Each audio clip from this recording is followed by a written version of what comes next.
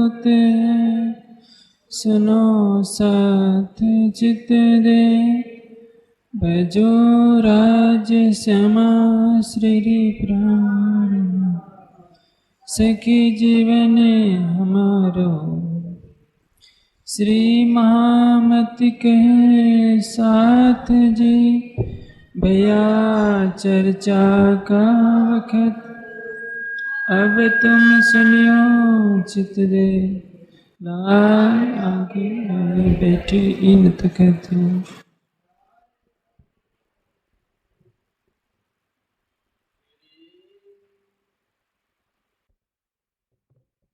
श्री महामत कहें ये मोमिनो, ये औरंगाबाद की बीतक, अब कहाँ अब आकोट की कहाँ, जो बीतक है बुजुर्ग, जो बीतक है बुजुर्ग, अब तुम सुनियो साथ जी।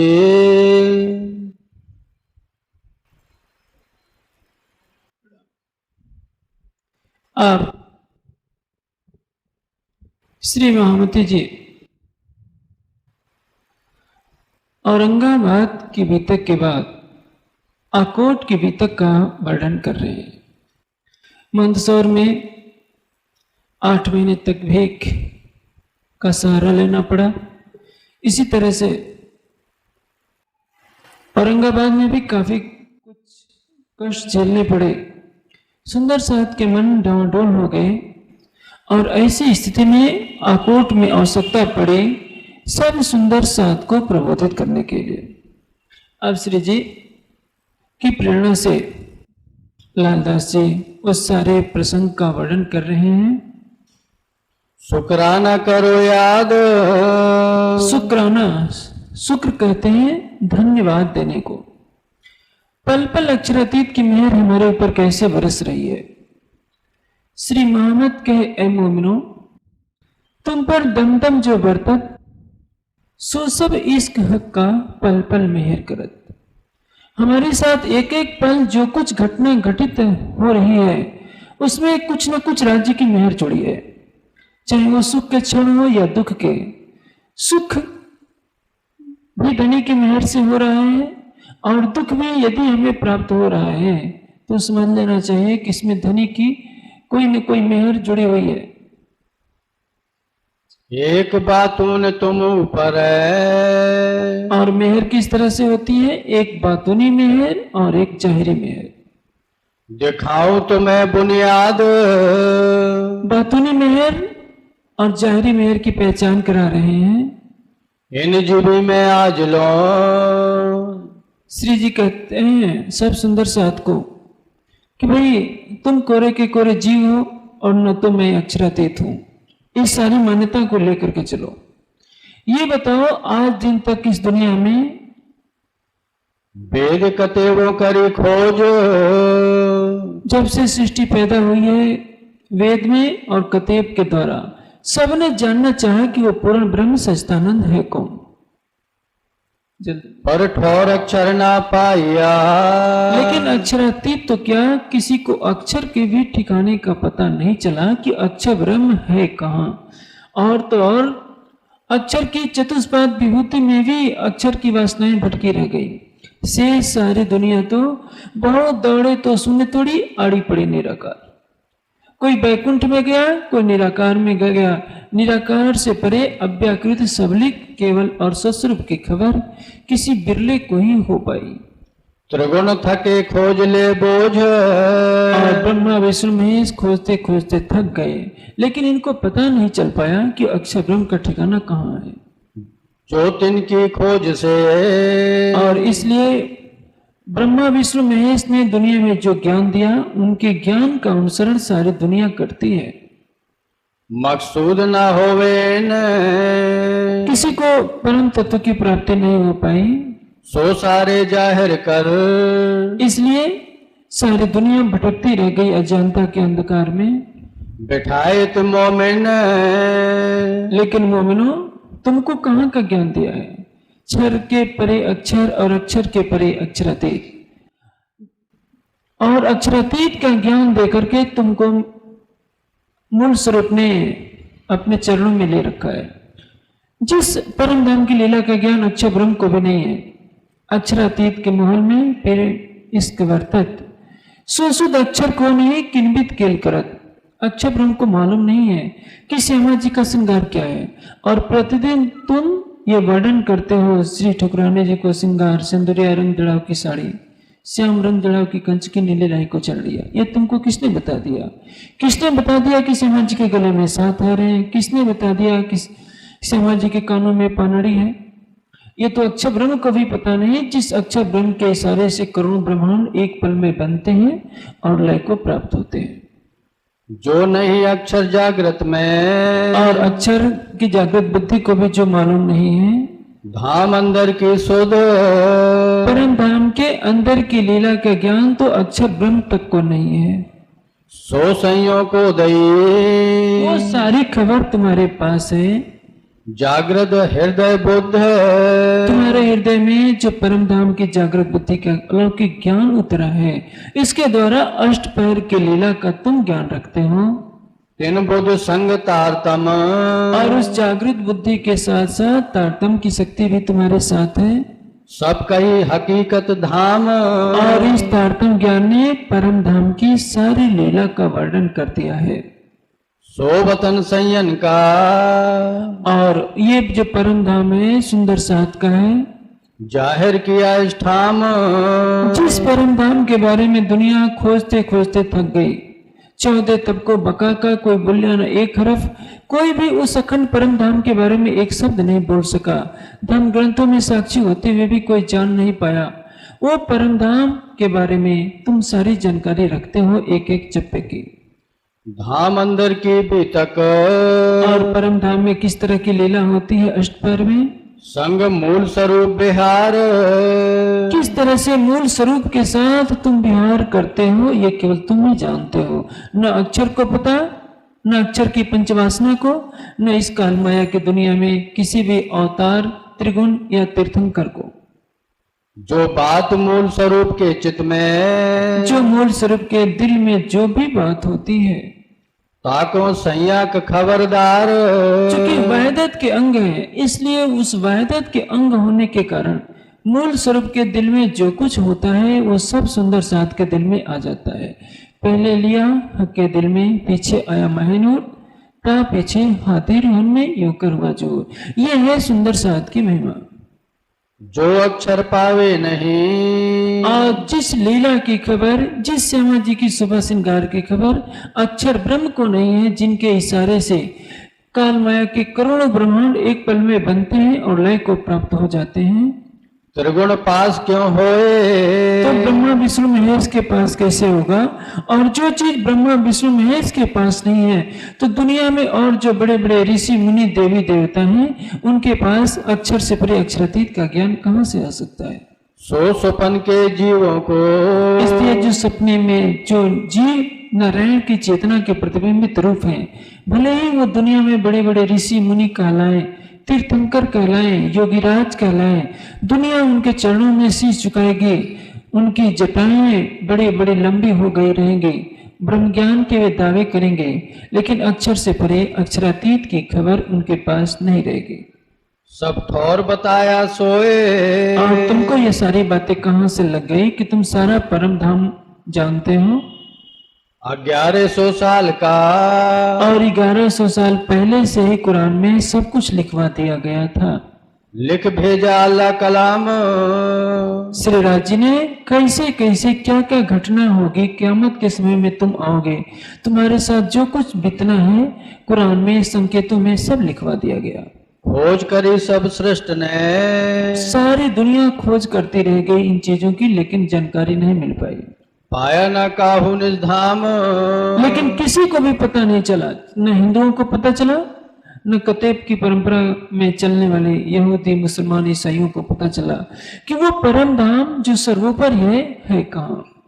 सो आमर इस्लाम की, इसलिए जो आमर यानी हुक्म निजानंद संप्रदाय में जो अलौकिक ज्ञान उतरा, सब साथ दई मोमिन, सब हाथ दई मोमिन। और सारी बख्शिश अखंड ज्ञान की नियामत सब सुंदर साथ को दे दी है राज जी ने। खुली हकीकत मार्फत, और आज दिन तक हकीकत मार्फत के भेद नहीं खुले थे।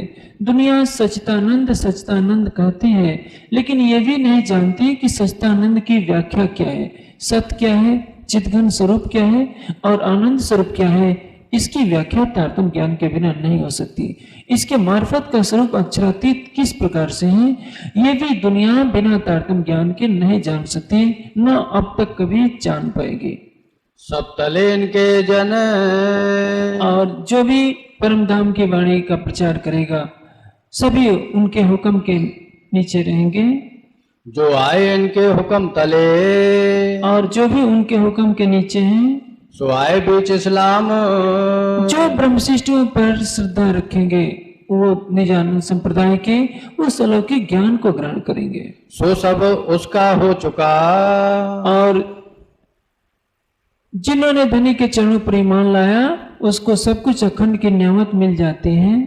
जिन खुले रब्बानी कलाम, और जिनको परम धाम की वाणी के सारे भेद खुल जाते हैं उनके लिए कुछ भी बाकी शेष नहीं रह जाता। ये तो बात उनकी, और ये बात किसकी है? मेहर है ऊपर रूहन। ये बातूनी मेहर है जो राज्य ने रूहों के ऊपर की है, कि जिस भेद का पता आज दिन तक सृष्टि के नियामक, सृष्टि के नियंता, सृष्टि के संचालक अक्षर ब्रह्म को नहीं, वो सब कुछ परम धाम के इन सुंदर साथ को है, जो माया के वजूद लेकर के बैठे हैं, जो देखने में संसारी इंसानों जैसे लगते हैं, लेकिन उनकी नजर परम धाम में होती है। और ये बातूनी मेहर और जाहिरी मेहर अब बता रहे हैं, धनी सबको प्रबोधित कर रहे हैं कि तुम्हारे मन में ये भ्रांति पैदा हो गई है कि तुम परम धाम के नहीं हो, क्योंकि उदयपुर में भी कष्ट झेलना पड़ा, मंदसौर में दुनिया के जीवों से भीख मांगनी पड़ी। तुम्हारे मन में ये बात आ गई है कि यदि हम परम धाम के हैं तो हमें घर घर भीख मांगने की क्यों जरूरत पड़ती, हमारे से अच्छे तो ये दुनिया वाले हैं जो मौज मस्ती से आराम से रह रहे हैं। अब बता रहे हैं कि जिस दुनिया वालों को देख करके तुम अपने को हीन भावना से ग्रसित मान रहे हो कि ये कितने बड़े बड़े लोग हैं, हमें तो भिखमंगा बना दिया है श्री जी ने, तुमको वो अखंड की नियामत दी गई है जो इस सृष्टि के परमात्मा कहे जाने वाले अक्षय ब्रह्म के पास नहीं, न ब्रह्मा विष्णु महेश न किसी ऋषि मुनि के पास है। अब जाहिरी मेहर का वर्णन कर रहा हूं जो तुम्हारे ऊपर पल पल धनी ने की है। और ऊपर मेहर वजूद के, और जो वजूद के ऊपर जो मेहर होती है वो जाहिरी मेहर कहलाती है। बातूनी मेहर आत्मा के लिए है, जाहिरी मेहर शरीर के लिए है।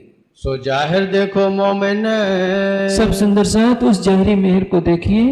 पहले मूल ब्रज में ने, जब ब्रज में तुम आए थे उस समय कितने कष्ट आए, अघासुर आया, बकासुर आया, सारे कष्ट आते गए लेकिन किसी का कुछ भी नहीं बिगड़ा। इंद्र ने कोप किया, 7 दिन 7 रात तक मूसलाधार बारिश होती रही, लेकिन तुम्हारा एक जरा सा भी कष्ट की अनुभूति नहीं हुई। यानी गोवर्धन के कारण और राज्य की मेहर से ब्रज में एक बूंद भी पानी नहीं गिरा। तित पड़े विघन, अनेक विघ्न पड़े, सो सारे दफे हुए, और सारे विघ्न कैसे समाप्त होते गए, हुए संसार में धन धन।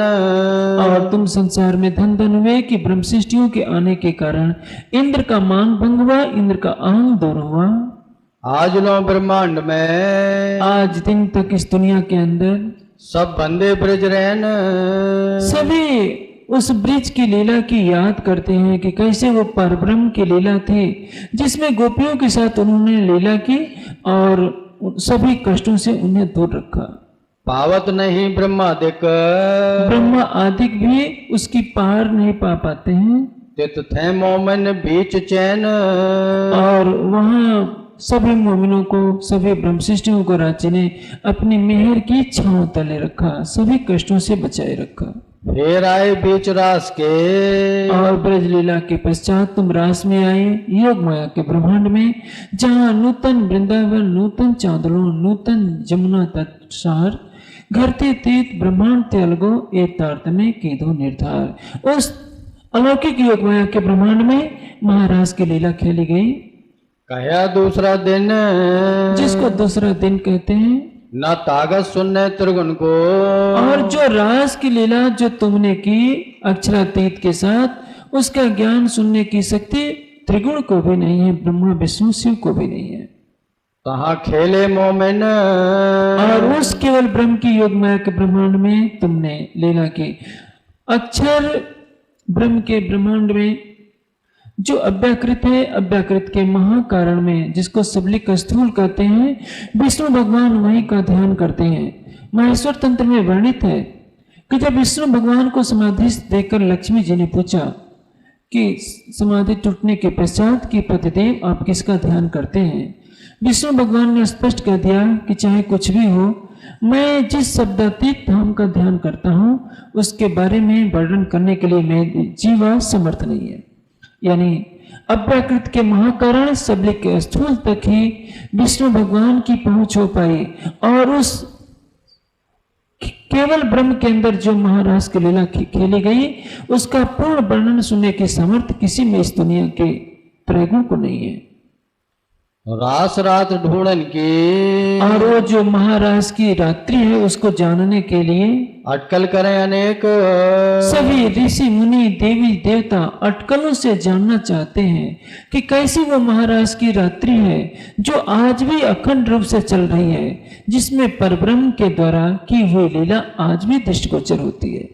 हाथ कछु ना वही, लेकिन किसी को पता नहीं चल पा रहा है कि केवल ब्रह्म कहाँ है, और सबलिक के महाकारण में वो अखंड महाराज की रात्रि कैसे हो रही है।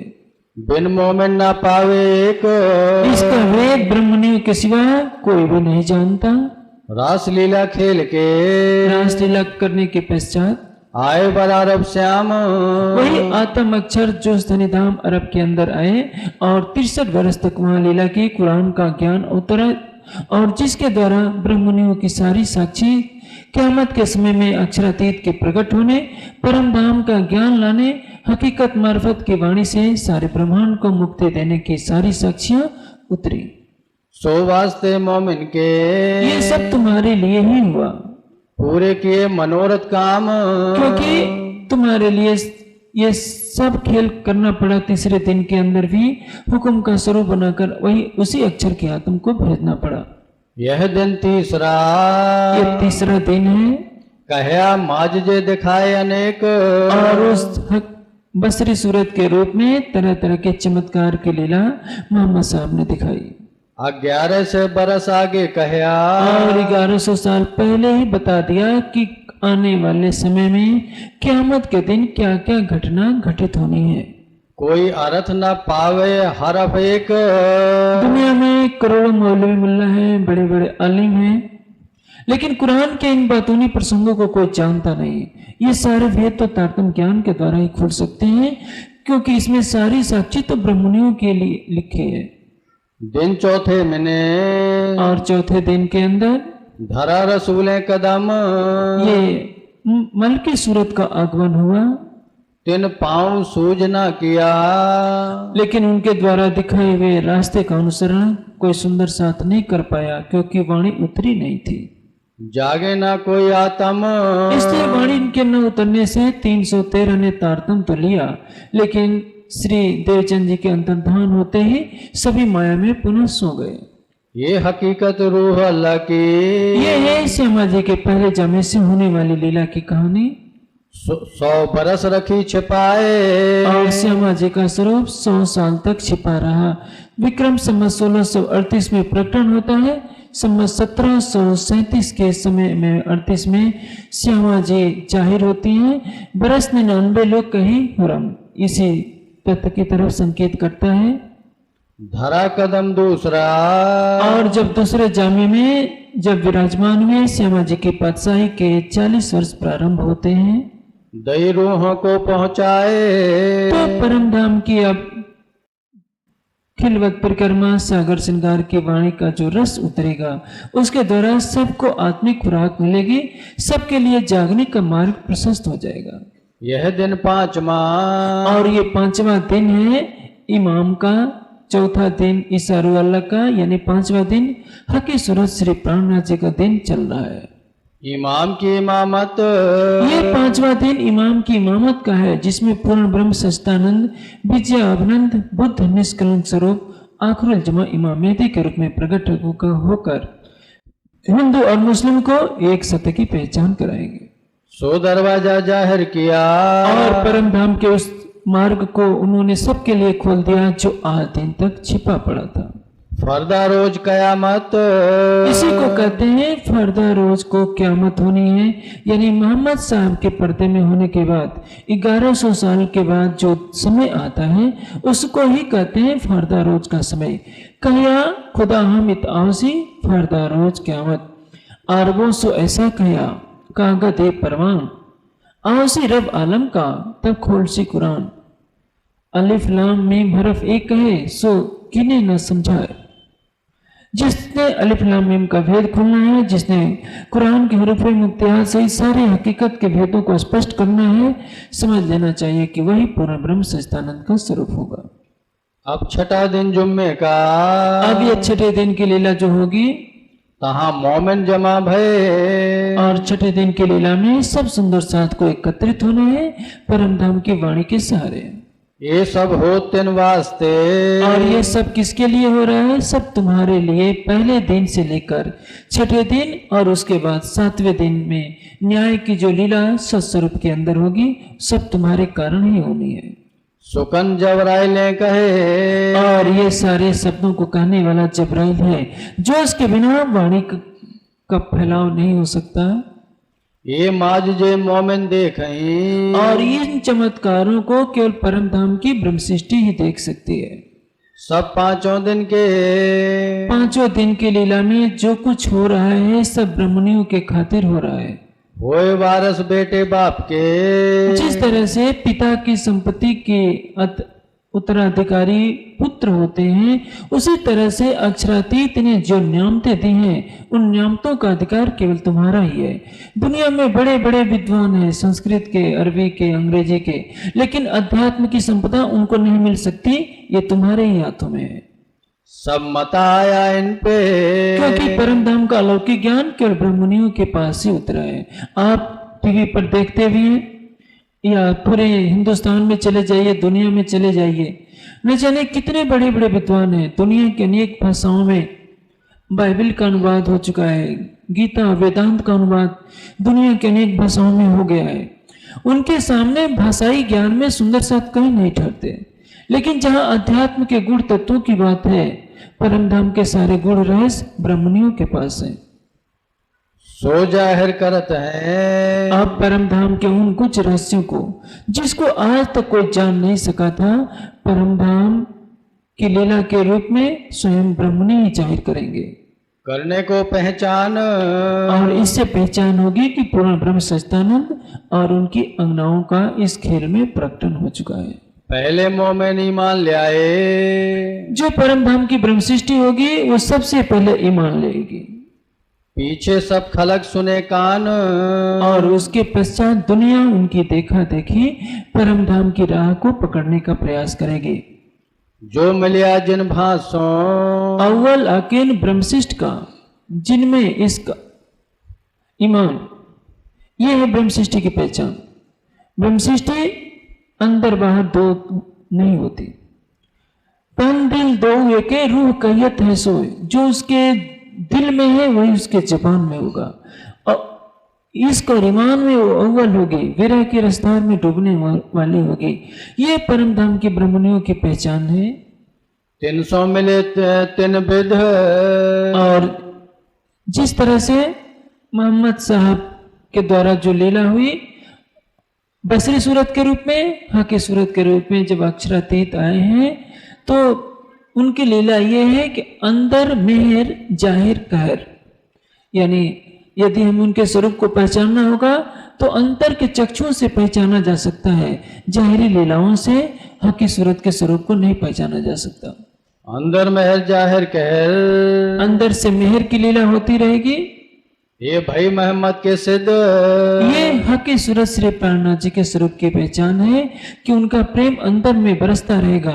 अपनी बातोनी मेहर से सब सुंदर साथ को अलौकिक आनंद में डुबोए रहेंगे।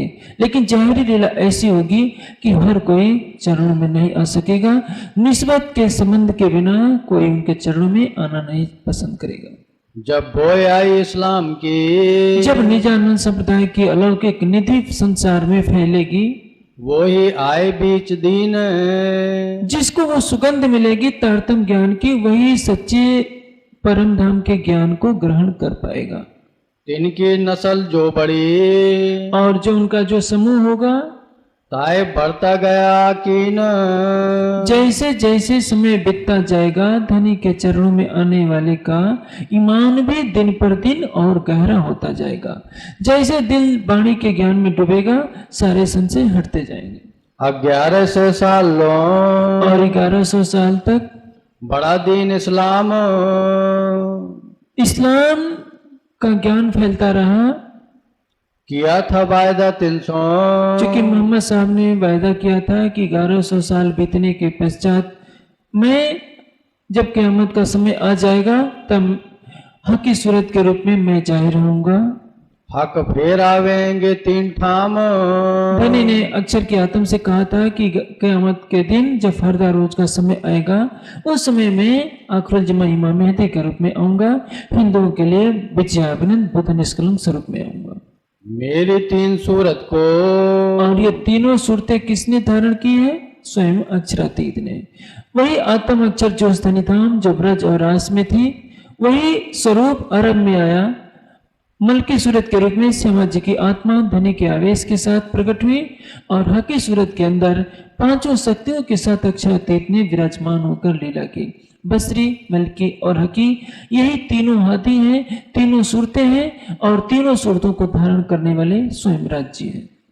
पहचानियो अब तुम, इसलिए तीनों सूरतों की लीला को पहचानने का उत्तरदायित्व तो तुम्हारा है। बसरी मलकी हकी, ये तीनों सूरतें हैं बसरी सूरत मोहम्मद साहब, मलकी सूरत सतगुरु धनी सिद्धेव चंद जी और हकी सूरत श्री प्राणनाथ जी। तुम्हें दिखावे हम, और ये लीला दिखा रहे हैं मूल स्वरूप।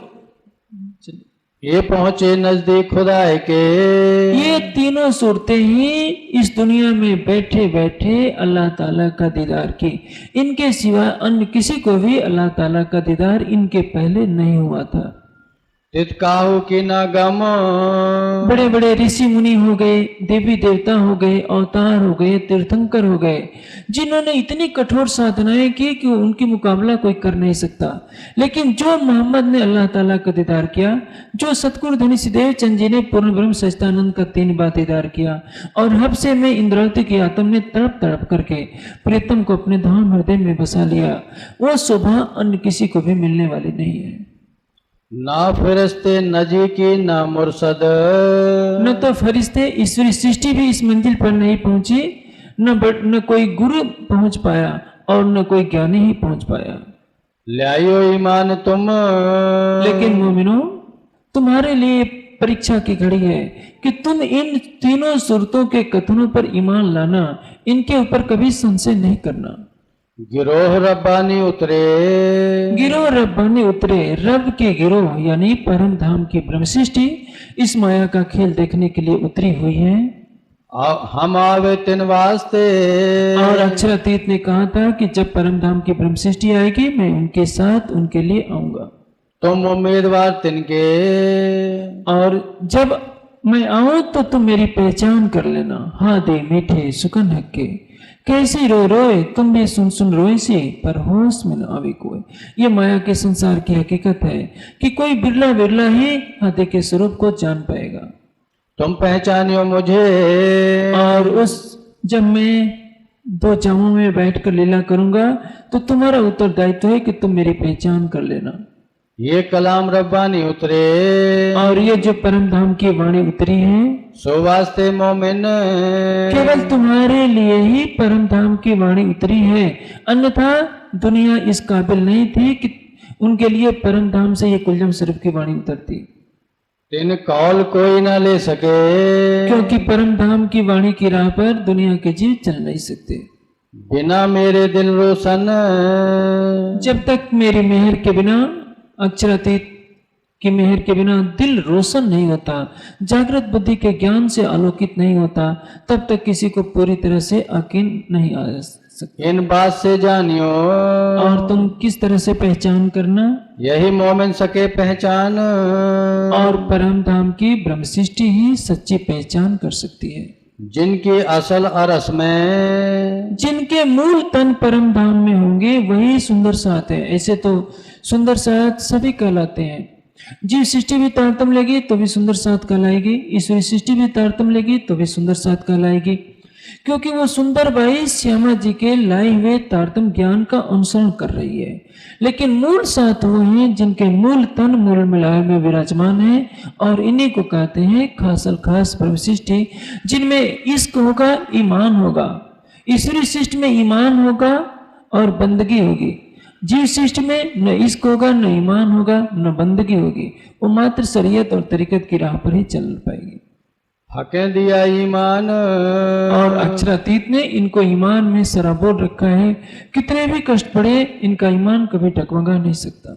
और कोई न समझे, और कोई भी परम धाम के ब्रह्मनियों के सिवाय परम धाम की बातों को नहीं समझ सकता है। पहले ना आवे ईमान, पहले तो जीव सृष्टि को ईमान ही नहीं आता। 30 लाख की जनसंख्या है कानपुर शहर की, इससे ज्यादा ही होगी। आप परम धाम के बारे में बताने जाइए, सब लोग आपकी हंसी उड़ाएंगे कि ये लगता है पागल हो गए हैं, परम धाम किसने देखा है, ये तो मनगढ़ंत कल्पना कर ली गई है। बिना अंकुर क्या करे, इसलिए जिसके अंदर परम धाम का अंकुर नहीं होगा, वो परम धाम की कोई बात सुनना भी नहीं चाहेगा। आवे नहीं पहचान, न तो उसको धनी के स्वरूप की पहचान होगी, न उसको मानेगा। आया 10वीं सदी में ने, 10वीं सदी में क्या हुआ, बातों हुई जाहिर, 10वीं ईसा 11 इमाम 12वीं सदी फजर तमाम। 10वीं सदी में श्यामा जी परमधाम के मुनियों के साथ प्रकट हुए, और उत्तरतम ज्ञान का जैसे अवतरण होगा तो यहाँ से अक्षरातीत की बातों में मेहर शुरू हो जाती है। रहे बरस 74 साल तक सतगुरु धनी से देव चंद जी का तन रहा इस दुनिया में, चीने न कोई बाहर, लेकिन उनके स्वरूप की कोई पहचान नहीं कर सका। सब चमत्कारों में फंसे रह गए। खिलवत परिक्रमा सागर श्रृंगार की वाणी के न होने से कोई भी अपनी आत्म को जगा नहीं सका था। पहना जामा दूसरा, जब वे दूसरे जामे में बैठे श्री इंद्रावती जी के धाम हृदय में, आए बैठे बीच इमाम, और इमाम मेहदी के रूप में जाहिर हुए। पहले जामे में ईसा रूहुल्लाह और दूसरे स्वरूप को आखिरुल जमा इमाम मेहदी कहा गया। आखिरुल जमा यानी वक्त आखिरत के समय में प्रकट होने वाले इमाम मेहदी, मेहदी के प्रीतम है इमाम मेहदी। इंद्रावती की आत्म की शोभा का नाम है, और इमाम अक्षरातीत के स्वरूप का नाम है। मोहम्मद आया ईसे मिने, तब अहमद हुआ श्याम, अहमद मिल्या मेहदी मिने, ये तीनों मेल भे इमाम। मोहम्मद के रूप में सतंग अक्षर ब्रह्म की आत्म, अहमद के रूप में आनंद अंग श्यामा जी की आत्म, और मेहदी और मीम कहा गया ये मोहम्मदी के रूप में चितघन स्वरूप श्री राज जी की शक्ति। सतचित आनंद कहिए, अलिफ लाम मीम कहिए, बसरी मिल की हकी कहिए, तीनों का स्वरूप मिलकर के इमाम का स्वरूप होता है। अव्वल खूबी अल्लाह कलाम, दूजी खूबी गिरो इस्लाम। पहली खूबी क्या है कि इस तन से परम धाम की वाणी उतरनी है। दूसरी खूबी क्या है कि इनके द्वारा परम धाम की ब्रह्म सृष्टियों की जागनी होनी है। तीसरी खूबी 3 हाथी वजूद, आखिर आए बेचौद। तीसरी खूबी यह है कि इस तन में, एक ही तन में तीनों सूरतें बैठी हैं। आत्म अक्षर भी है जो अरब में बसरी सूरत के रूप में आई, मल की सूरत भी है जो सदगुरु धनी सिद्धेव चंद जी के रूप में प्रकट हुई, और हकी सूरत के रूप में वो जाहिर हुए हैं। यही है इमाम की पहचान। तब जब दज्जाल ने जानिया, और दज्जाल का काम क्या है? दज्जाल करत कछु ऐसा, अंतर करत दखल, दोस्त को दुश्मन करे फिर आए देवे सब अकल। ये माया का काम है। जो धनी के चरणों में हमारा प्रेम नहीं होने देती, जो धनी से हमारे प्रति दिल में अटूट ईमान पैदा नहीं होने देती। ये दज्जाल माया ने ही हमारे हृदय को कठोर बना रखा है, इसके कारण हमारे अंदर प्रेम का अंकुर नहीं फूट पाता। दज्जाल हमेशा यही काम करेगा। जब आप धनी के चरणों की तरफ तेजी से कदम बढ़ाना चाहेंगे तो यही माया रूपी दज्जाल किसी न किसी रूप में हमारे और धनी के बीच में पर्दा बन करके खड़ा हो जाता है। इन्हें मेरे मारने का काम। इसने दज्जाल ने क्या किया कि देखा कि इमाम मेहदी के रूप में अल्लाह ताला की पांचों शक्तियां प्रकट होकर सब ब्राह्मणियों को जागृत करेंगी, तो उसने तरह तरह के चाल चलने शुरू कर दिए। तब इनके सामने तब उसने क्या किया, लड़ने हुआ तैयार। माया साक्षात लड़ने के लिए तैयार हो गई। दज्जाल मोमिन मोसों छुड़ाए के कि दामदनी आप तो सारे ब्राह्मणियों को मेरे बंधन से ही अब छुड़ा लेंगे। आप जो परम धाम की वाणी लाए हैं, इसे तो कोई माया में फंसने ही नहीं पाएगा। लाए पीऊ बतन थे बल माया जानी। जो ब्रह्मवाणी की शरण में रहेगा किसी भी तरह से माया के अगोश में नहीं फंस पाएगा। पहुंचावे परवरदिगार। और जो भी वाणी की शरण में रहेगा वो तो धनी के चरणों में चला जाएगा। इसलिए मेरा काम यही है कि मैं सुंदर साथ को न तो वाणी से जोड़ने दूं, न धनी के चरणों से जुड़ने दूं।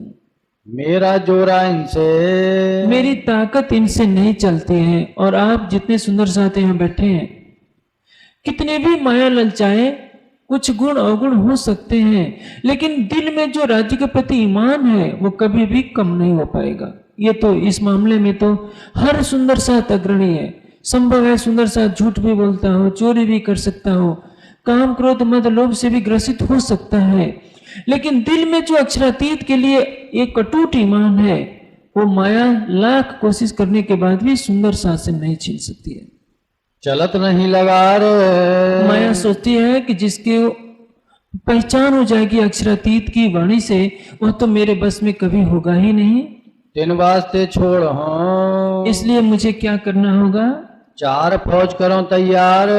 मैं 4 फौजें ऐसी तैयार करूं जिसके द्वारा मोमिनों को माया में फंसाए रखूं। वो 4 फौजें क्या हैं, सुनिए।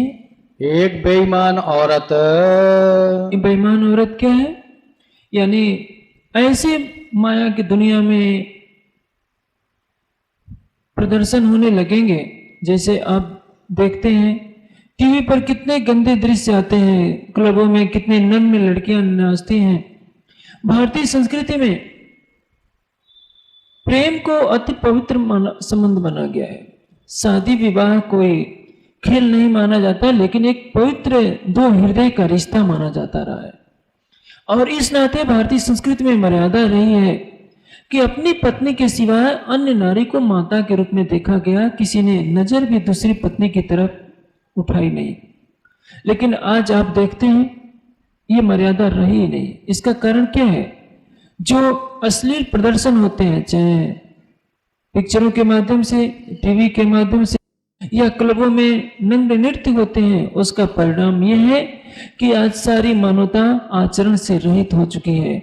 और उसमें माया ने काव्य को सुंदर साथ को भी लपेटने का प्रयास किया है। यह है बेईमान औरत।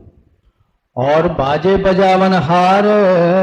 बाजे बजावन हार, संसारिक संगीत के ऐसे आकर्षक कार्यक्रम जिसमें सबका मन रम जाए। आप 24 घंटे में कभी भी टीवी खोलिए, आपको संसारिक गीत संगीत सुनाई पड़ सकते हैं।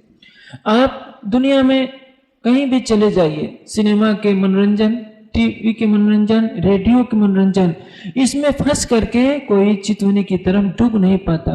धनी के प्रेम में डूबकर धनी की शोभा को निहारना आज एक कठिन समस्या बन गई है, क्योंकि सुंदर साथ भी माया के आगोश में फंसा हुआ है किसी न किसी रूप में। वो चितवनी के लिए कम समय दे पाता है, और इन चीजों में इनका आकर्षण ही इतना ज्यादा है कि यदि धनी की मेहर न हो तो कोई भी इनके जाल में फंस ही जाता है।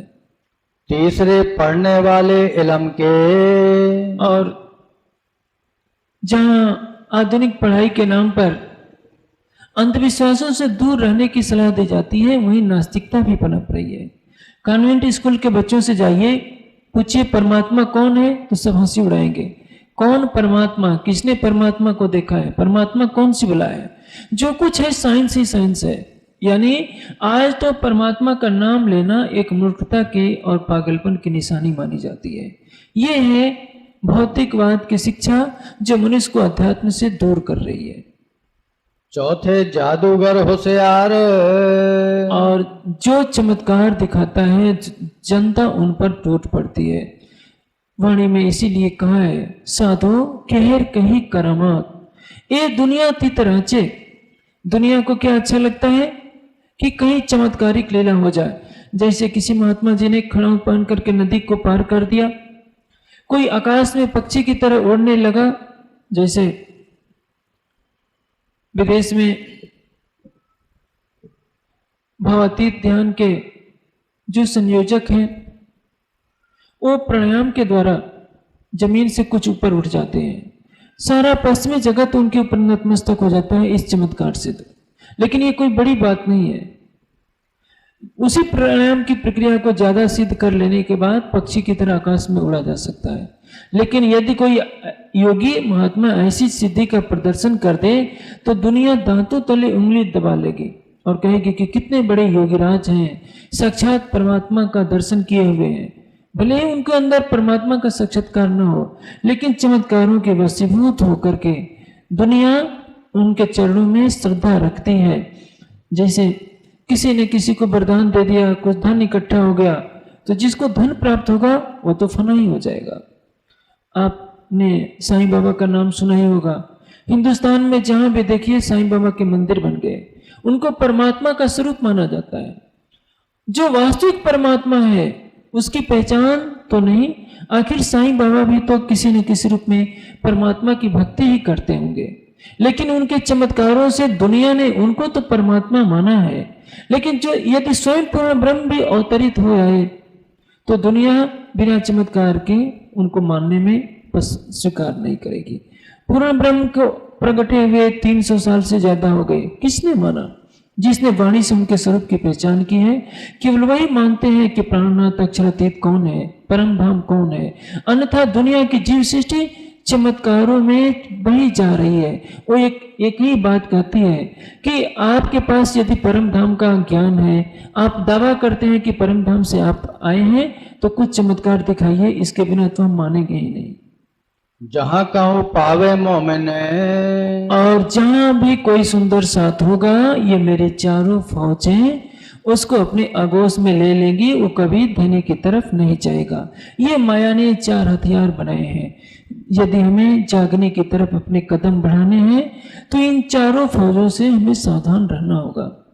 खींचे अपनी तरफ, ये चारों फौजें जो माया के 4 आकर्षण हैं, सबको अपनी तरफ खींचती हैं। जिनमें ईमान असल का, और जिनके अंदर परम धाम का सच्चा अंकुर होगा, सो सुने ना एक हरफ, वो कभी भी माया के आकर्षण में फंसेगा ही नहीं।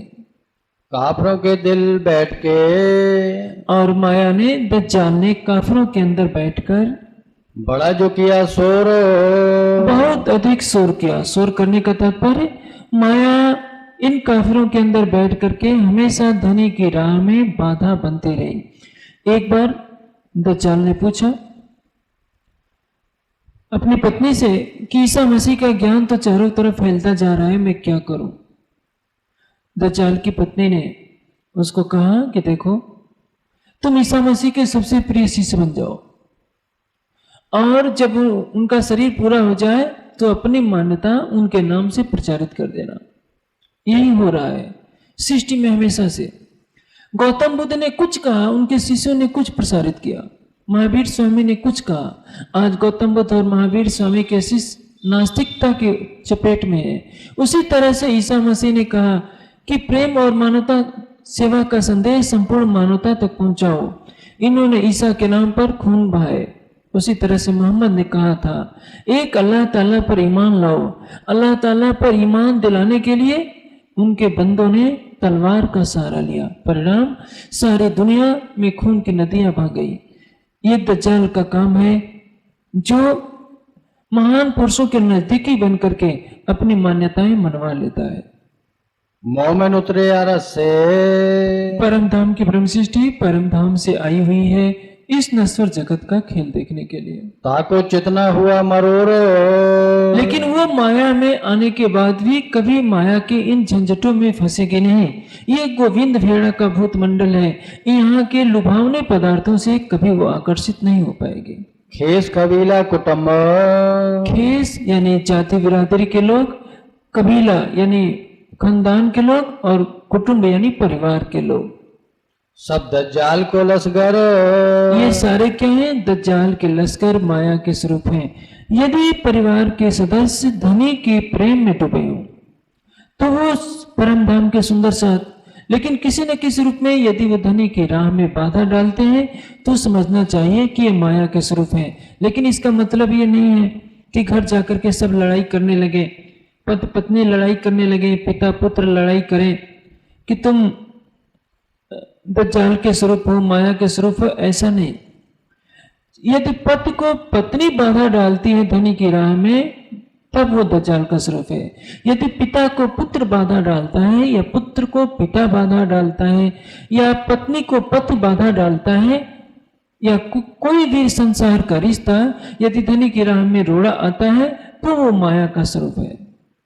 तिनमें से छुड़ाए के, और इन बंधनों से निकाल करके राज्य पहुंचाए अपने घर, परम धाम की वाणी सारे बंधनों से निकाल करके सबको धनी के चरणों में पहुंचा रही है। निगहबानी जबराइल, और सब सुंदर साथ के ऊपर जबराइल की निगहबानी है। जबराइल देखता रहता है कि कहीं सुंदर साथ कोई गलत काम तो नहीं कर रहा है। यदि सुंदर साथ गलत काम भी करना चाहेगा तो जबराइल फरिश्ता करने नहीं देगा। एक बार गुरु गोविंद सिंह का एक शिष्य जो बहुत नजदीकी शिष्य था, उसने सोचा कि चलते हैं वेश्या के पास, गुरु गोविंद सिंह थोड़े देख रहे हैं। लेकिन जैसे ही वो चलता है उसके द्वार तक पहुंचता है, गुरु गोविंद सिंह एक दूसरा रूप बना करके उसको वहां से हटा देते हैं। और सब बाद में उस शिष्य को पता चल जाता है कि उस रूप में तो स्वयं गुरु गोविंद सिंह आए थे। यदि गुरु गोविंद सिंह अपने शिष्य को गलत राह से बचाने के लिए दूसरा रूप धारण कर सकते हैं अपने योग बल से, तो जबराइल फरिश्ता तो धनी का जोश है। 12,000 ब्रह्म सृष्टि और 24,000 ईश्वरी सृष्टि पर उसकी नजर है। ये जरूर है आपका पैर फिसल सकता है माया में, लेकिन आपको गिरने नहीं दिया जाएगा। केवल हंसी के लिए पैर फिसलाया जाएगा। आप पापों में डूब नहीं पाएंगे, पाप के किनारे तक जा सकते हैं ताकि हंसी हो सके।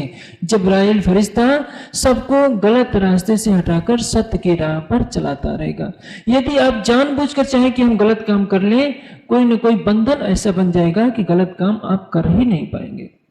करे ऊपर रूहन, ये जबराइल फरिश्ते की नजर सब सुंदर साथ के ऊपर बनी हुई है। साफ रखें सब अंगों, और सब सुंदर साथ धनी के चरणों में इस तरह से जुड़ता है।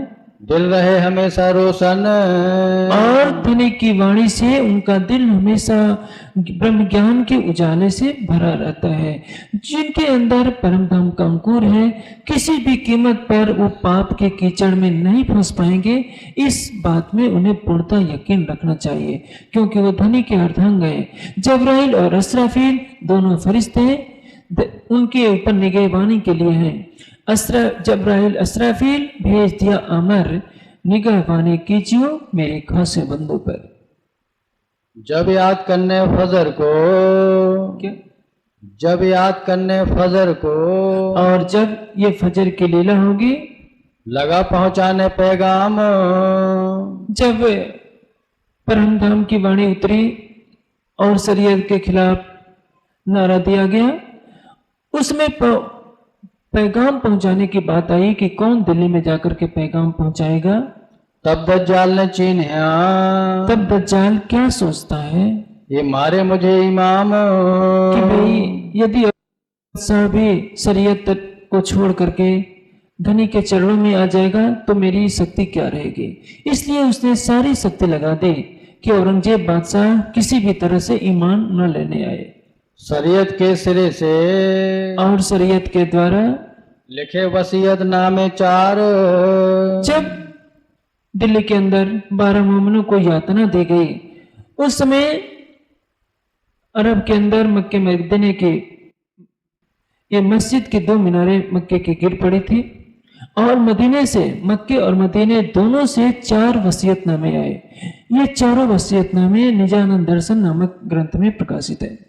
उसमें कहा गया था कि अल्लाह ताला की शक्ति इमाम मेहदी के रूप में हिंदुस्तान में आ चुकी है। कुरान की शफकत और बरकत उठ चुकी है। अरब में अब कुछ भी नहीं रह गया। सारी शक्ति जब्राइल फरिश्ता हिंदुस्तान में लेकर के जा चुका है।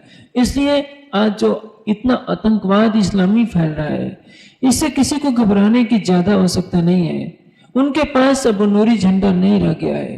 इस्लाम खून खराबे के नाम पर जो कुछ करने जा रहे हैं इस्लाम को मानने वाले आतंकवादी, वो कभी भी अपने मिशन में सफल नहीं हो पाएंगे।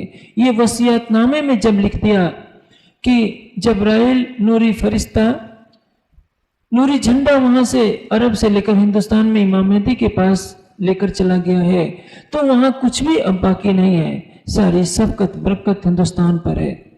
और आपने देखा होगा कि राज्य की मेहर कैसे काम करती है। जिस तरह जिन आतंकवादियों ने संसद पर हमला बोला था, ये किसी अलौकिक शक्ति ने ही तो उनकी बटन को खराब कर दिया, अन्यथा संसद उस दिन बचती नहीं। अभी तक भारत पर जितने हमले हुए हैं, अलौकिक शक्तियों ने ही किसी न किसी रूप में रक्षा की है।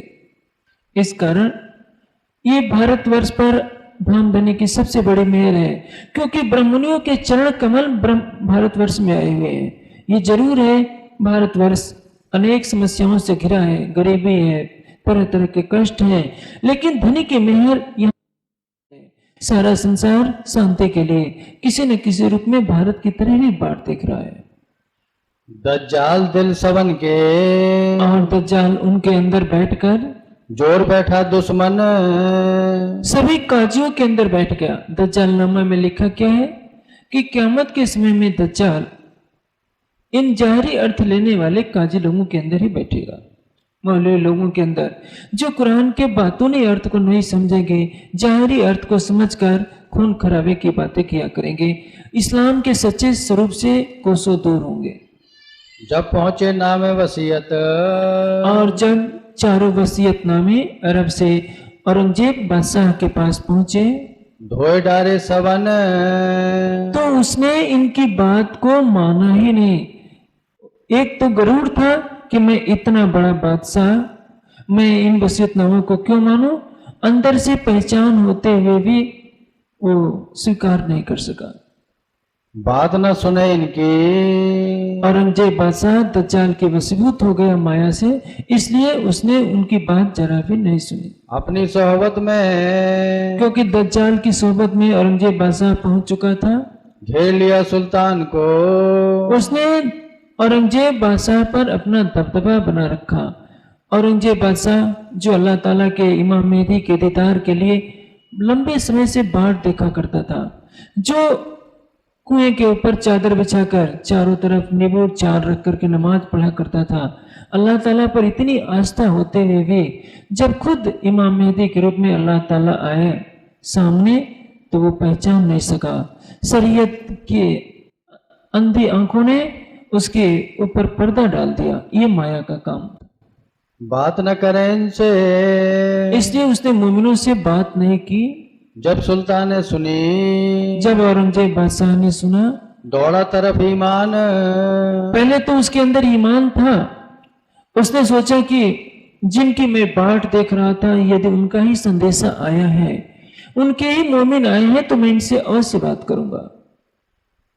तब दज्जाल आड़े आए, तो दज्जाल आड़े आ गया। ये माया का काम है, जो हमारे और धनी के बीच में सबसे बड़ा रोड़ा बन जाती है।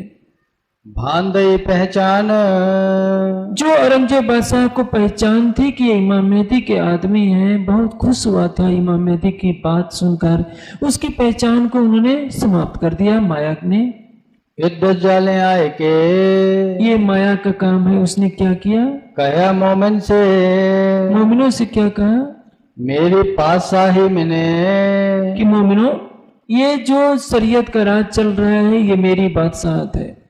और तुम जो अपना परम धाम का ज्ञान देकर के औरंगजेब को शरीयत के बंधनों से छुड़ाना चाहते हो, तो मेरे राज्य में तुम दखलंदाजी क्यों कर रहे हो? यही हो रहा है। कलयुग में 3/4 अधर्म होता है, 1/4 धर्म होता है। ये माया का संसार ऐसा है जिसमें प्राणी अज्ञानता के बंधनों में फंसा हुआ है। इन बंधनों को तोड़कर वो धनी के सच्ची राह पर नहीं चल पा रहा। क्यों खड़बड़ पाड़ी तुम्हें? तुम माया, तुम मेरे राज्य में क्यों बाधा डाल रहे हो? आप धनी की राह पर जाइए, ध्यान करना शुरू कर दीजिए, मन जरूर भगना शुरू हो जाएगा। यदि आप पिक्चर देखिए, मन वहां से नहीं भगेगा, क्योंकि वो माया का काम है। जैसे जैसे सुंदर साथ मूल स्वरूप की तरफ जुड़ेगा, वाणी से, चितवनी से, अपनी आत्मीयता से, कोई न कोई माया का बंधन खड़ा ही हो जाएगा।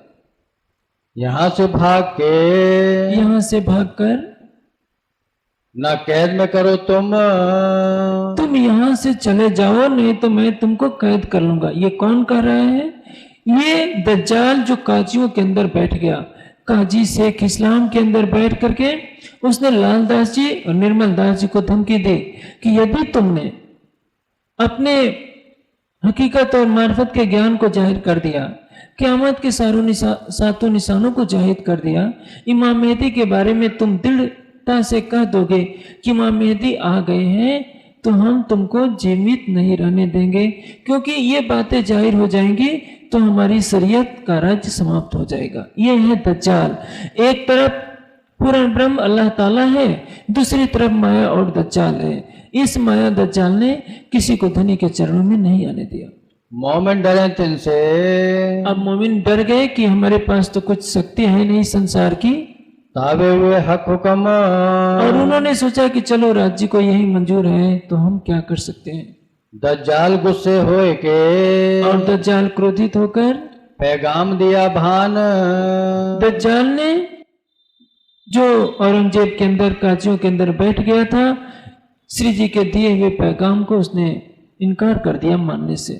मोमिन कैद करके, और मोमिनों को कैद करके फेरी दृष्ट सुल्तान, जो काजी के द्वारा सीधी पौलाद के माध्यम से मोमिनों को यातना दी गई, औरंगजेब बादशाह को भी जो मोमिनों से बात करने का शौक था वो भी समाप्त हो गया, क्योंकि इन्होंने डरवा दिया कि बादशाह यदि तुम मोमिनों से बात करोगे तो ये 12 हैं, कहीं ऐसा ना हो कि तुम्हें ये मार डाले, क्योंकि इसमें चंचल है, गंगाराम है, बनारसी दास है, अनंत राम है, शेख बदल है, कायम मुल्ला है, ये तो सारे दिल्ली के हैं। और ये कैसे संभव है? 10 हिंदू हैं, 2 मुसलमान हैं। हो सकता है कि किसी राजा की चाल हो जो बातचीत के माध्यम से आपको मारना चाहता। उदयपुर आए पहुंचे, और जब उदयपुर सुंदर साथ सही श्री जी साहब आते हैं, दिया राणे को पैगाम, तो राणा के पास जब पैगाम भिजवाया गया तो वहां दज्जाल पंडितों के अंदर बैठ गया। कहीं मौलवी मुल्लाओं के अंदर, काजी के अंदर बैठता है, तो कई पंडितों के अंदर बैठकर उन्होंने राणा की बुद्धि को ऐसा, फिर बैरागी भेष में जा रहे थे, चारण के गांव में ठहरे हुए थे। तब अरस सुनी सुभान ने, और जब राज्य ने सब सुंदर साथ को दुखी देखा, जो उदयपुर में इस्लामी फौज के द्वारा अत्याचार किए गए थे, उस कष्ट से बचाने के लिए मूल स्वरूप की प्रेरणा से 6 किरंतन उतरे, जिसमें अक्षरातीत से अति विनीत भाव में प्रार्थना की गई है कि वालो विरह रस विनु रंग रमाण तो वासना रुदन करे जलधार, आप उल्खावी अलको थे अमथी जे कोई होती तामस्यूस नार। यानी इस तरह की प्रेम भरी प्रार्थना किसी भी सुंदर साथ के सांसारिक कष्ट को हटाने के लिए पर्याप्त है। कष्ट आने पर कभी भी किसी देवी देवता, किसी झाड़ फूंक करने वाले ओझा गुनी के पास जाने की जरूरत नहीं है। अपने धनी के चरणों में प्रेम भाव से, समर्पण भावना से प्रार्थना कीजिए। इन 6 प्रकरणों का नियमित पाठ कीजिए, बिना झाड़ फूंक के सब कुछ अपने आप ठीक हो जाएगा। जबराइल ने भेज दिया, तो जबराइल ने क्या किया? दे 10 सिपारे कुरान के 10 सिपारे में, जिसके अंदर अल्लाह ताला से सुखी जीवन की प्रार्थना की गई है, कष्टों से बचने की प्रार्थना की गई है। यानी 10 सिपारों का मतलब यहाँ किरंतन के 6 प्रकरणों से है, जिसमें अक्षरातीत से प्रार्थना की गई है कि धामधनी हम माया में आए हैं, तो इसका मतलब ये तो नहीं कि इतने कष्ट देखें। बहुत खुशहाल किया। और जैसे ये 6 प्रकरण उतरे, इसका पाठ करके सुंदर सा धन धन हो गया, सभी मायावी कष्टों से निवृत्त हो गया। जैसे देखते हैं इस संसार में आने के बाद कभी भयंकर रोग हो जाते हैं, कभी कई समस्याएं सामाजिक आर्थिक घेर लेती हैं, मन निराशा के गर्त में डूबने लगता है, तो ये मन में संशय पैदा हो जाता है कि राज्य के चरणों में आए हैं तो इतने कष्ट क्यों सहने पड़ रहे हैं। यदि इन 6 प्रकरणों का पाठ करें तो इस निराशा के दौर से आसानी से उबर सकते हैं। अपने अंकुर माफक और अपने अंकुर माफक ही लाभ हुआ इन्हें, सबको अपने अपने लाभ होता है। लगा माजजा मांगने। अब प्रसंग चलता है राजा भाव सिंह का। राजा भाव सिंह के अंदर ईश्वरी सृष्टि का अंकुर था, अक्षर की आत्म थी। धनी के स्वरूप को पूरी तरह से पहचान नहीं पाई थी भाव सिंह की आत्म, और चमत्कार दिखाने की बात कहने लगा।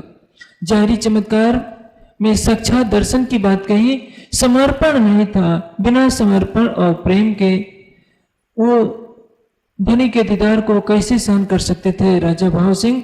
इसलिए जरा सी झलक दिखाई, शरीर पूरा हो गया, वाका हुआ तिनसे, इसलिए उनका शरीर छूट गया था। यदि राजा भाव सिंह ने अपने अंदर अटूट निष्ठा, अटूट समर्पण और श्री जी के प्रति पूरा प्रेम भर लिया होता तो किसी भी कीमत पर भाव सिंह का शरीर नहीं छूट सकता था। वो तो जीव को भी अपनी मेहर की छत्र छाया से दिखा सकते थे, लेकिन राजा भाव सिंह ने सेवा के बदले जबरन जीत की और अपने भाव में कमी रखा।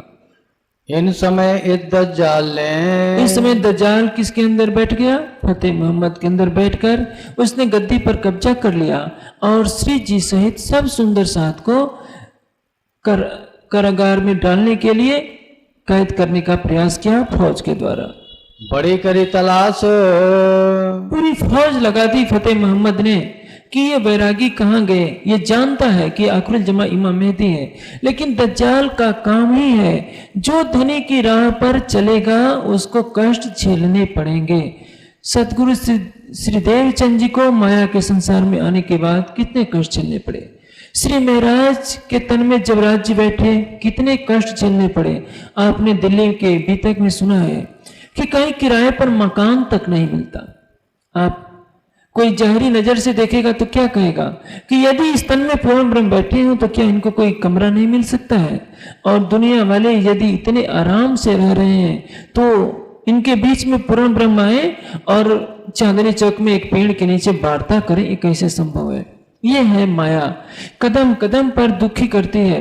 जिन्होंने परमहंस महाराज श्री रामतन दास जी की वेतक पढ़ी है उनको मालूम है कि परमहंस महाराज श्री रामतन दास जी को बचपन में कितने कष्ट झेलने पड़े। जब माता श्री का धाम गमन हुआ तो उनके पास दाह संस्कार के लिए भी पैसे नहीं थे। कई कई दिन परमहंस महाराज श्री रामतन दास जी को बचपन में भूखों रहना पड़ा था, और जब धनी की खोज में भी निकले वैसे ही कष्ट उनको झेलना पड़ा। यानी जो भी परमहंस हुए हैं कष्टों में ही उन्होंने जिंदगी गुजारी है। तभी तो एक कवि ने कहा है, हंसी हंसी कंत न पाइया जिन पाया तिन रोए। यदि संसार में कष्ट मिलता है तो धनी के चरण मिल जाते हैं। दुख बिना न हुए जागने जो करे कोट उपाय। करोड़ों उपाय कर लीजिए, यदि आप सुख के माहौल में पलेंगे तो आत्मा को जागृत होना कठिन है। कुछ न कुछ तो दुख झेलना ही पड़ेगा, और ये माया यही करती है कि दुख दिखाकर ऐसी दीवार पैदा कर दे कि वो धनी की तरफ कोई चले ही नहीं, और माया किसी न किसी रूप में बाधक बनेगी। यदि आप में सच्ची आत्मीयता है सुंदर साथ के प्रति तो उसमें भी सच्चे प्रेम में भी बाधा डालेगी। चितवनी में आपका लगाव है तो भी बाधा पड़ेगी, और वाणी में भी आपका लगाव है तो कोई न कोई माया बंधन खड़ा करेगी। दई तुमको मैं कुलजम। अब हारून और फिरौन का किस्सा आता है।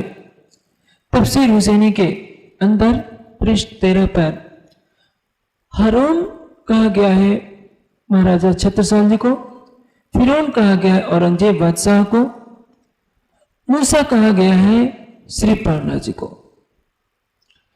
फिरौन पकड़ना चाहता है मूसा पैगंबर को। मूसा पैगंबर की चमत्कारिक लाठी से दरियाए कुलजम पर, कुलजम को ही नील नदी कहते हैं, दरियाए नील कहिए या दरियाए कुलजम कहिए, एक पुल बन जाता है। फिरौन अपनी पूरी फौज के साथ मूसा पैगंबर और उनकी उम्मत को पकड़ना चाहता है। मूसा पैगंबर और उनकी उम्मत यानी प्राणनाथ जी और सुंदर साथ।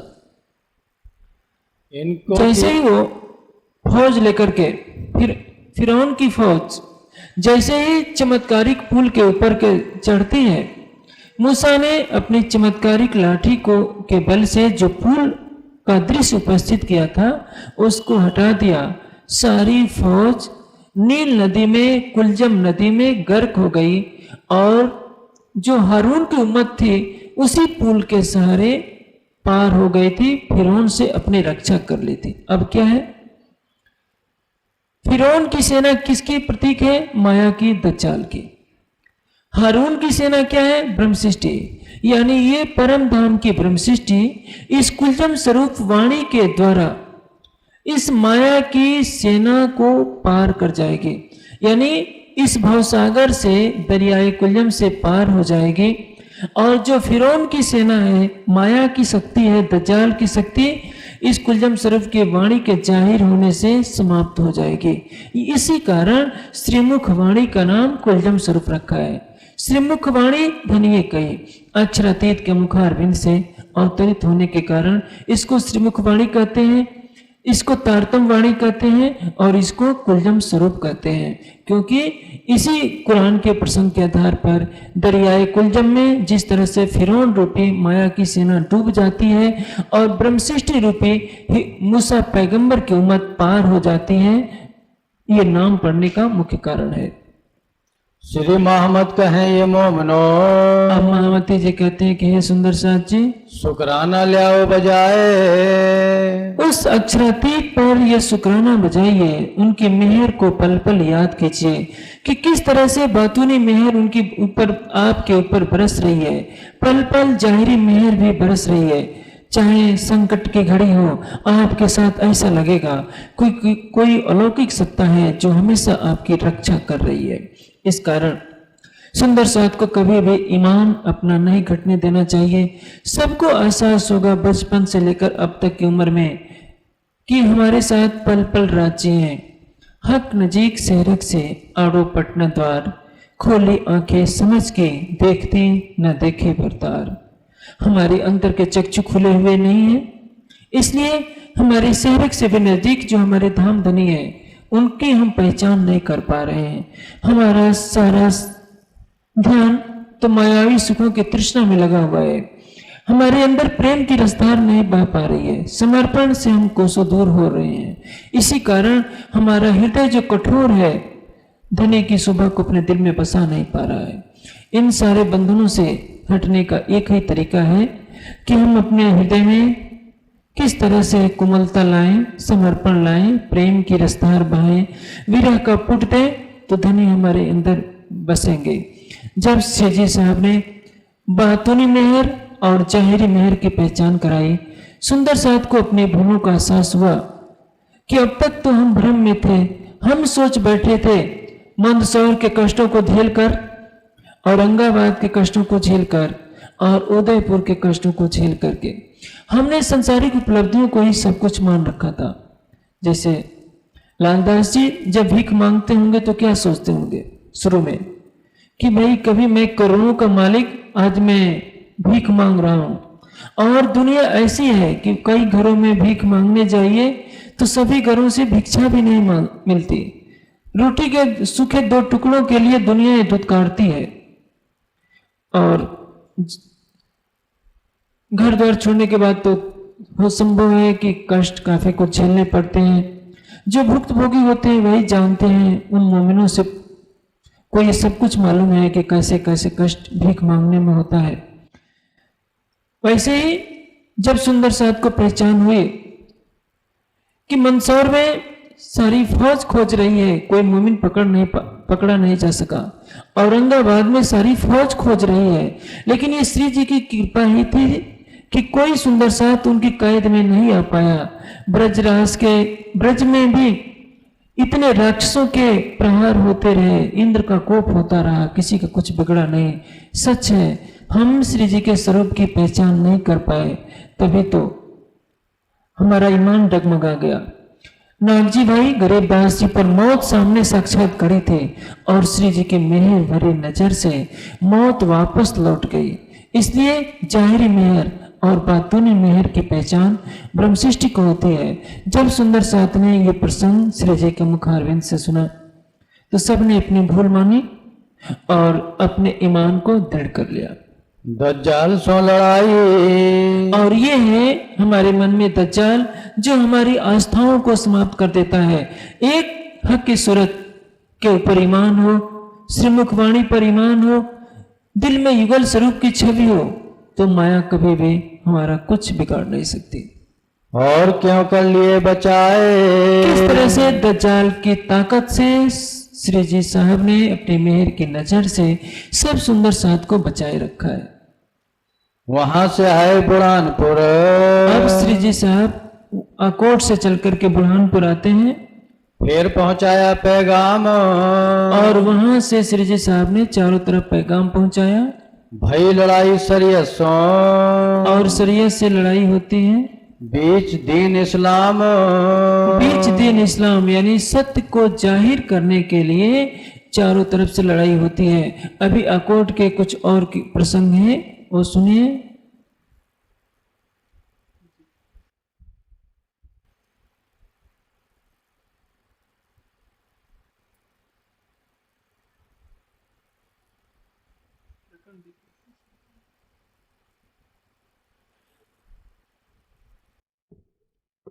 बुरहानपुर से श्री जी साहब अकोट आए, वहां पर 4 महीने रहते हैं। वहां से रुक के लिखवा करके नलवे सभी फतवल्ला वगैरह हिदायतुल्लाह वगैरह को भेजते हैं।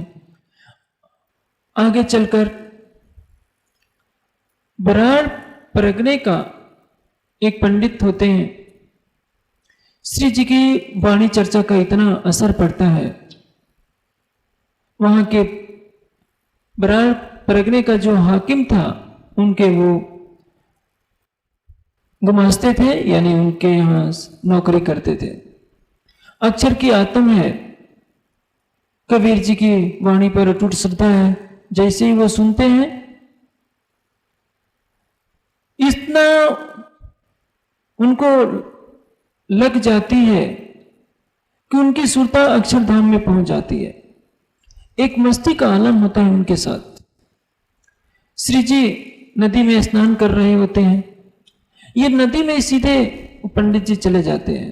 बस एक ही रट है, हुआ है तुमसे होगा तुमसे, तुमने रब्द कराया, तुमने खेल मंगाया, तुम खेल दिखाने आए हो, तुम हमको ले जाओगे, बस और कुछ नहीं। इतना भी पता नहीं है कि नदी में चलते जा रहे हैं तो ये नदी में डूबना भी पड़ेगा। डूब जाते हैं, मुंह में पानी भरने लगता है, पेट में। सुंदर साथ दौड़ करके उनको नदी से निकालते हैं, कपड़े पहनाते, कपड़े हटाए जाते हैं, लेकिन उनकी तो सुरता लग ही गई अक्षरधाम से। और जैसे ही श्री जी बहुत कोशिश करते हैं कि इसकी सुरता को हम हटाएं, जीव तरस रहा है अखंड के आनंद के लिए। सुरता जब पहुंच गई तो सोचती है कि नहीं, अब हमें यहाँ की शोभा को छोड़ करके नहीं हटना है। परिणाम, जैसे ही श्री जी ने जबरन उसकी सुरता को हटाने का प्रयास किया, उसने शरीर छोड़ दिया। तब मजबूर होकर के उनके भाइयों को सूचना दी गई और उनके अर्थी को ले जाकर उनका दाह संस्कार किया गया। ये है ईश्वरी सृष्टि हमें शर्मिंदा कर रही है परम धाम की ब्रह्म सृष्टियों को कि तुम्हें तो खिलवत परिक्रमा सागर श्रृंगार की वाणी मिली है। एक जरा सी चर्चा सुनती है ईश्वरी सृष्टि और धनी के ऊपर इतनी कुर्बानी ला देती है। कितना अटूट प्रेम रहा होगा उस पंडित जी को जिनके अंदर अक्षर की सुरता है। सुंदर साथ के लिए भी सिखापन है कि अपने हृदय में हमें अटूट प्रेम, अटूट समर्पण, अटूट श्रद्धा और हृदय की कोमलता बनाए रखनी होगी, तभी हमारे हृदय में धनी के चरण कमल वास कर सकते हैं। यूं बैठ के आकोट में इस तरह से अकोट में बैठकर पहुंचाए पैगाम, श्री जी साहब ने चारों तरफ पैगाम भिजवाया, पर दिल मुर्दे ना पावहीं। लेकिन जिनके दिल मुर्दे हैं वे कभी भी इस चीज को स्वीकार कहां से कर सकते थे। पहचान दीन इस्लाम, क्योंकि सत्य की पहचान तो किसी किसी को होती है। यहाँ भाई से भाग के यहाँ भाई से भाग करके आया अव्वल खान। अव्वल खान आया कि धामधनी, अब तो मैं रात दिन आपके चरणों में रहना चाहता हूँ। भाई के साथ रहने पर केवल काम धाम में मन लगाया जाता है, वहां मन मेरा लगता नहीं। अव्वल खान वही अव्वल खान जिसने उदयपुर में धनी के स्वरूप की पहचान की थी और जिसने चाबुक लेकर अपने को मारना शुरू कर दिया था। जब ईमान पर रूह खड़ी हो जाती है तो उसको संसार नहीं दिखता, उसको एक ही दिखता है कि मुझे राज्य चाहिए। श्री जी उसको दिलासा देते हैं कि भाई अभी तो हम जागने की यात्रा पर हैं। जब हम पन्ना जी पहुंचेंगे और झंडा गाड़ेंगे, अस्थायी निवास बनेगा, तब हम तुमको वहां बुला लेंगे। और यही होता है, जो जो श्री जी के प्रेम में पगे हुए सुंदर साथ हैं, हिंदू तनों में मुस्लिम तनों में, सब पन्ना जी किसी न किसी रूप में पहुंच जाते हैं। 5000 की जमात वहां इकट्ठी हो जाती है। 10 साल की लीला चलेगी। आप पद्मावतीपुरी धाम के बेतक में सुनेंगे कैसे कैसे परम धाम की वाणी खिलवत परिक्रमा सागर श्रृंगार सिंधे मार्फत सागर उतरती है। परम धाम का सारा खजाना महामती के तन से लूटता है। ये है उनका सौभाग्य जिन्होंने उस तन के सामने रह करके साक्षात परम धाम का सुख लिया होगा। अब श्री जी दिलासा देते हैं कि अव्वल खान तुम चिंता न करो, मैं तुमसे जुदा नहीं हूं। कुछ समय की बात है, माया में गुजरान कर लो, उसके बाद पन्ना जी पहुंचते ही मैं तुमको वहां बुला लूंगा। रह न सके माया मैंने, और जो परम धाम की ब्रह्म सृष्टि होगी वो माया में किसी भी तरह से नहीं रह पाएगी। जाको हक पहचान, जिसको धनी के स्वरूप की पहचान होगी वो माया में क्यों रहेगी।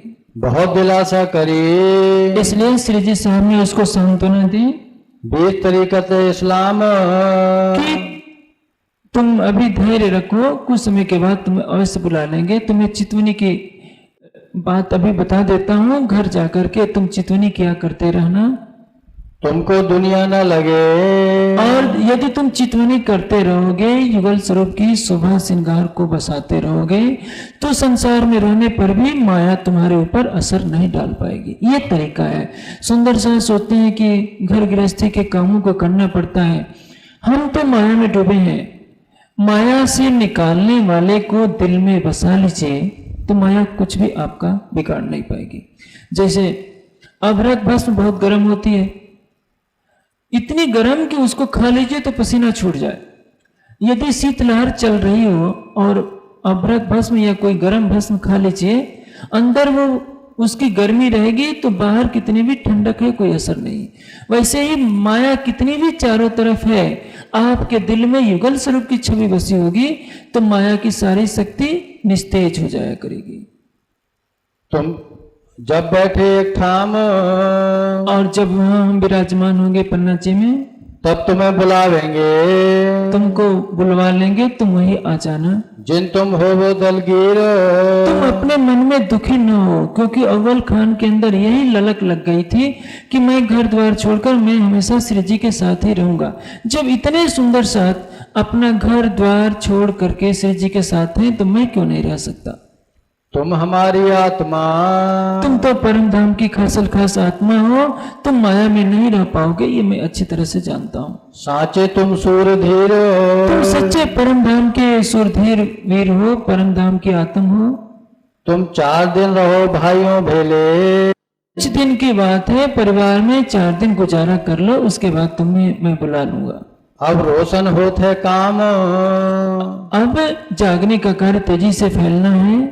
तुम बैठे अरसजी में, तुम्हारे मूल तन तो परम धाम में बैठे हैं, ये सपने का तन है जो इस माया के अंदर चल रहा है।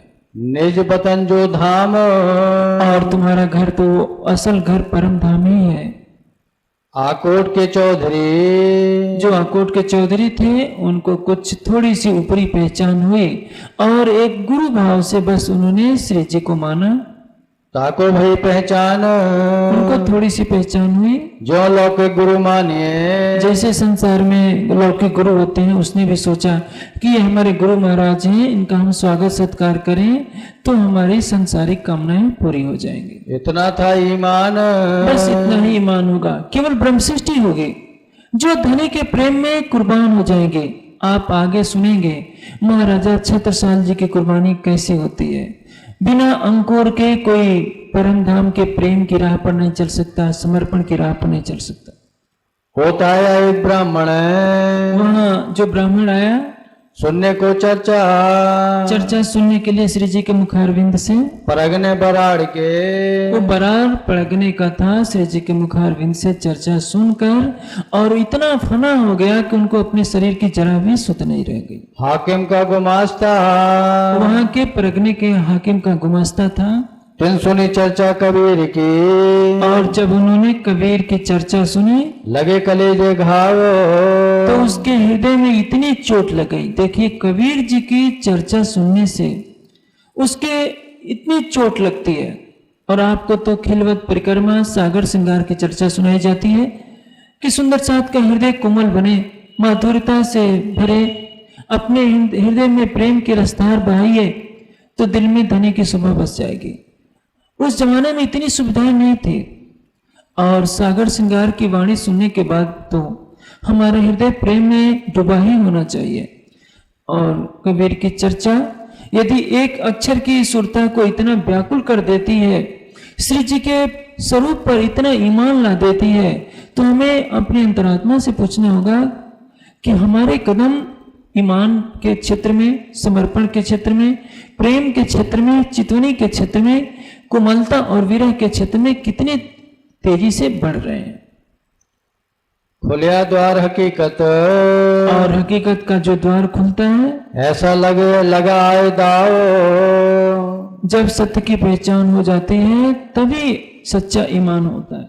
जाए घरों पीछे फिरे, और घर पर भी जाता है तो उसको कुछ भी सुध नहीं रहती। ज्यों ताना कोरी के, जिस तरह से कपड़ा बुना जाता है तो आपने देखा होगा कपड़ा बुनने वाला अपने धागे को कभी इधर खींचता है, कभी उधर छूटता है, घर जाता है फिर घर से लौट आता है।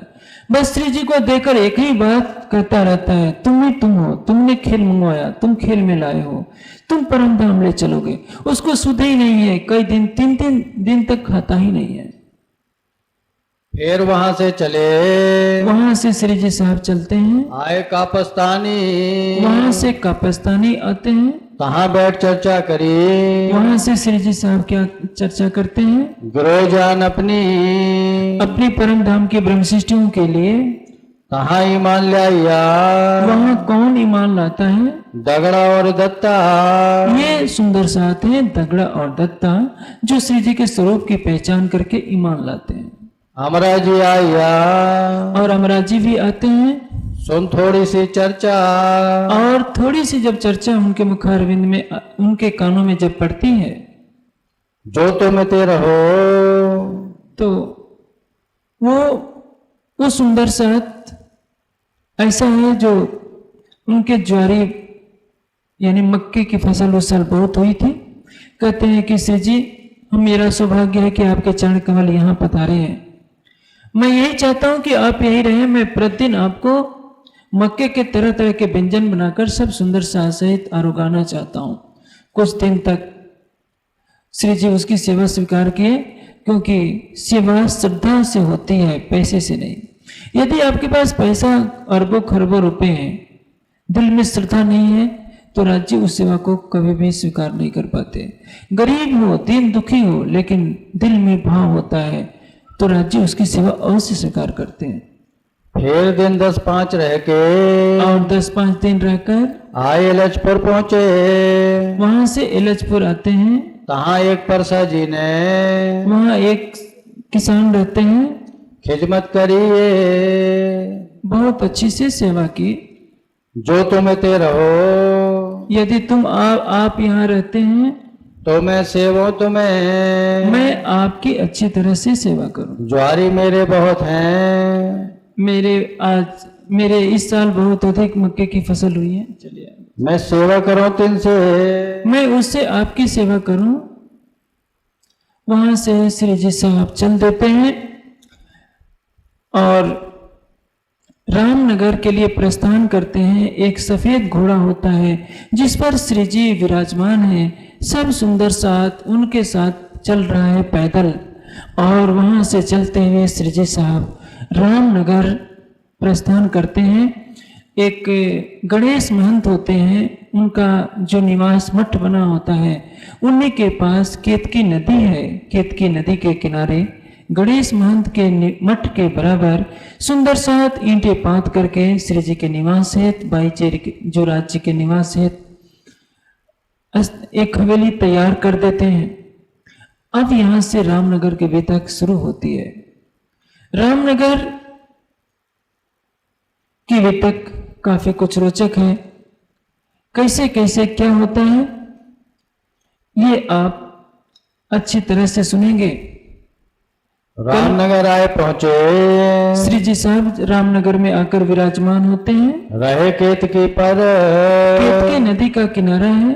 कहाँ स्थल बनाए के, वहां एक हवेली बना दी जाती है, निवास बनाया जाता है श्री जी साहब का। गणेश महंत के बराबर, वहां के महंत होते हैं, एक प्रवाही महंत है गणेश महंत, और उनके ही समकक्ष पास में श्री जी का भी निवास बना दिया जाता है। सब सुंदर साथ वहां इकट्ठे होकर के अब वाणी चर्चा शुरू होती है। रामनगर का राजा भी है, जो परमधाम की ब्रह्मणी है केवल वही आएंगे। यहां से अब आगे लीला चलेगी किस तरह से। महाराजा छत्रसाल जी के भतीजे देवकरण जी मिलेंगे इसी रामनगर के अंदर।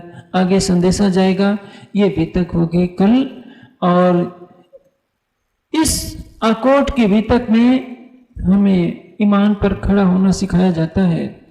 ये आकोट की बीतक हमारे लिए सिखापन देती है कि माया के तूफान कितने भी हों, हमारे ईमान डगमगाने नहीं चाहिए। हमारी श्रद्धा, हमारे समर्पण और हमारे प्रेम में यदि कमी आती है तो ये हमारे लिए सबसे बड़े खतरा है। अपने समुद्र के किनारे जाइए, तूफानी लहरें आपको बहाना चाहती हैं, दृढ़ता से पांव दबाए रहिए, लहरें वापस लौट जाती है। उसी तरह से माया की लहरें कदम कदम पर हमारे प्रेम में, श्रद्धा में, समर्पण में बाधा डालते हैं, लेकिन जो धैर्य रखते हैं लहर वापस लौट जाया करती है, क्योंकि आपके साथ शहरिक से भी नजदीक धामधनी है। धामधनी के ऊपर ईमान रखकर उनकी शोभा को दिल में बसाइए, माया कुछ भी नहीं करेगी। कितने भी संकट की घड़ियां आती हैं तो भी आप मुस्कुराते रहिए। माया तो हाथ जोड़कर आपके चरणों की छत्र छाया में रहेगी, कुछ भी प्रहार नहीं कर पाएगी। अब कल बीतक होगी और कल ही मिलाप होगा महाराजा छत्रसाल जी का।